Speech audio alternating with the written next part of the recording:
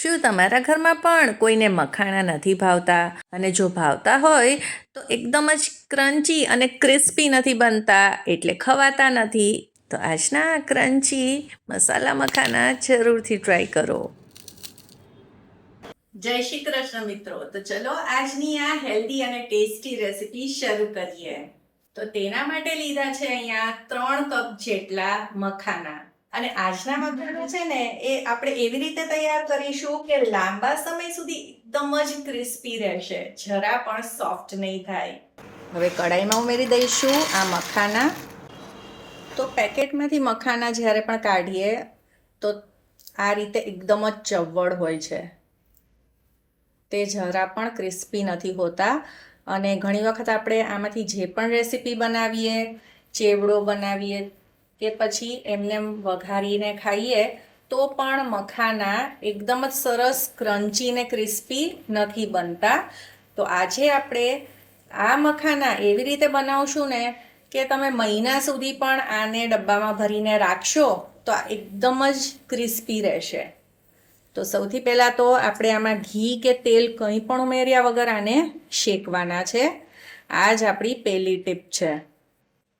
આપણને ઘણી વખત બહુ ઉતાવળ હોય કે પછી આપણને ફટાફટ રેસીપી બનાવવી હોય તો તેના માટે આપણે ફટાફટ આને શેકી લેતા હોઈએ છીએ 5 મિનિટમાં જ. પણ એવું કરવાથી તે લાંબા સમય સુધી ક્રિસ્પી નથી રહેતા. અને મખાનાને શાકભાજીમાંથી તૈયાર થતી એવી હેલ્ધી કટલેટ જે ખૂબ જ ઓછા તેલમાં કાં તો પછી વગર તેલે પણ બનાવી શકો છો, તે મેં શેર કરી છે. તો તે પણ તમે જોવાનું બિલકુલ ન ભૂલતા. અને આવી ઘણી બધી અવનવી રેસિપીસ તો આવે જ છે દરરોજ મારી ચેનલ પર, તો એટલે મારી ચેનલ સાથે જોડાયેલા રહેજો. હવે મખાના કેલ્શિયમ, મેગ્નેશિયમ, ફોસ્ફરસથી ભરપૂર તો છે જ, સાથે સાથે તે બ્લડ શુગરને પણ કંટ્રોલ કરે છે, આપણા હાર્ટને પણ હેલ્ધી રાખે છે અને વેઇટ લોસમાં પણ ખૂબ જ મદદરૂપ થાય છે. અને દરેક વ્યક્તિએ એક મુઠ્ઠી મખાના તો દરરોજ પોતાના ડાયટમાં ગમે તે રીતે શામિલ કરવા જ જોઈએ. તો આને શેકાતા લગભગ 10 થી 12 મિનિટ થઈ ગઈ છે. તો એક વખત આપણે આને ચેક કરી લઈએ. તો મખાનાને આ રીતે હાથમાં લઈ આવી રીતે દબાવવાનું છે. એકદમ જ ભૂક્કો થઈ જવો જોઈએ. તો આ હજી બરાબર શેકાણા નથી, એટલે આપણે આને હજી 3 થી 4 મિનિટ માટે શેકી લઈશું. બીજી 2 થી 3 મિનિટ થઈ ગઈ છે. તો મખાનાને આપણે ચેક કરી લઈએ. તો જો આવી રીતે આ ભરભર ભૂક્કો થઈ જાય છે. કેટલા બધા ક્રન્ચી થયા છે. આપણે આને બહુ પ્રેશર નથી કરવું પડતું અને તરત જ આ રીતે ભાંગી જાય છે. એટલે આપણા મખાના હવે શેકાઈ ગયા છે. ગેસની ફ્લેમને બંધ કરી દઈશું. મખાનાને આપણે એક બોલમાં કાઢી લઈએ.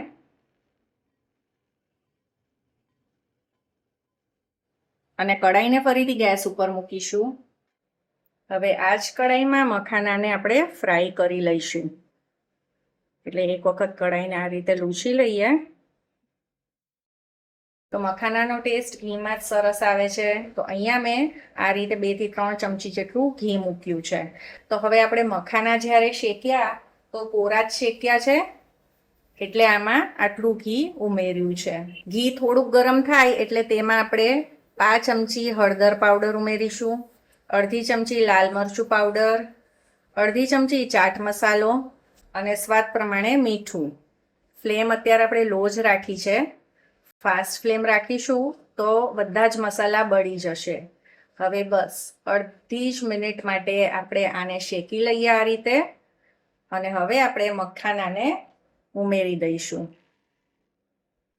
આ મખાના ફ્રાય કરતી વખતે કે પછી શેકતી વખતે ફ્લેમને આપણે બિલકુલ લો જ રાખવાની છે. એ વાતનું ખાસ ધ્યાન રાખવાનું છે. તો જ મખાના લાંબા સમય સુધી એકદમ જ ક્રિસ્પી રહેશે.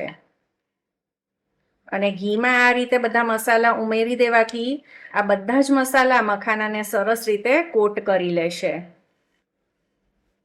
લગભગ 2 મિનિટ માટે જ આપણે મખાનાને શેકવાના છે, કેમ કે ઓલરેડી મખાના ક્રિસ્પી થઈ જ ગયા છે. તો જો તમે બાળકો માટે બનાવતા હો ને તો આટલું ઘી તો નાખજો જ. આનાથી સ્વાદ સરસ આવશે, ટેસ્ટી બનશે. અને હા, તમારે જો ડાયટ માટે બનાવવા હોય તો ખૂબ જ ઓછા ઘીમાં, અડધી ચમચી ઘીમાં પણ આ તૈયાર થઈ જશે. પ્રોસેસ આ સેમ જ રહેશે. તમે જોઈ શકો છો કે મખાના એકદમ જ સરસ રીતે કોટ થઈ ગયા છે મસાલાથી. તો હવે ગેસની ફ્લેમ બંધ કરી દઈશું, નહીતર પછી મસાલા બળવા લાગશે. અને પછી આ ઠંડા થઈ જાય એટલે આપણે આને એરટાઈટ ડબ્બામાં ભરીને રાખી દઈશું. આ મસાલેદાર મખાના ટેસ્ટમાં એટલા બધા સરસ લાગે છે કે જેને નહીં ભાવતા હોય તે પણ વાટકી ભરીને ખાઈ જશે. એકવાર આ રેસીપી જરૂરથી ટ્રાય કરજો. રેસીપી જો પસંદ આવી હોય તો તેને લાઈક કરજો, શેર કરજો અને મારી ચેનલ ચાર્મિસ ગુજરાતી રસોઈને જરૂરથી સબસ્ક્રાઈબ કરજો. મળીએ ફરી કાલે નવી રેસીપી સાથે. સૌને જય શ્રી કૃષ્ણ.